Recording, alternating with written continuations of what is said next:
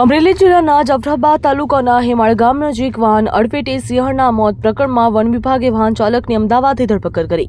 One વિભાગે technical source અને CCTV ફૂટેજની મદદથી આ કાર્યવાહી કરી હતી. આ ઘટના 4 દિવસ પહેલા રાત્રિના સમયે ભાવનગર સોમનાથ હાઈવે ઉપર બની હતી, જેમાં 3 થી 5 વર્ષની એક સિંહણનું અજાણ્યા વાહનને અડફેટે મોત નીપજ્યું હતું. ઘટના બાદ વન વિભાગ દ્વારા આરોપીને ઝડપી પાડવા તેમજ તપાસ શરૂ કરી વન વિભાગને ટેકનિકલ સોર્સ અને ગ્રામીણ વિસ્તારોમાં સીસીટીવી ફૂટેજની ઝીણવટભરી તપાસ કરી હતી. તો આ તપાસના આધારે સિંહણની કચરી નાખી અને ભાગી જનાર ચાલકની ઓળખ થઈ હતી. વન વિભાગે સ્વિફ્ટ કાર ચાલક રવિ કનુભાઈ ભરવાડને અમદાવાદ ખાતેથી ઝડપી પાડ્યો હતો. તેની સામે વન્ય અધિનિયમ 1972ની જોગવાઈનો હેઠળનો ગુનો દાખલ કરવામાં આવ્યો. તો આરોપીને જાફરાબાદ કોર્ટમાં રજૂ કરાતા કોર્ટે તેના જામીન નામંજૂર કરી તેને જિલ્લા જેલ હવાલે કર્યો. બ્યુરો રિપોર્ટ, ખબર ગુજરાત લાઈવ.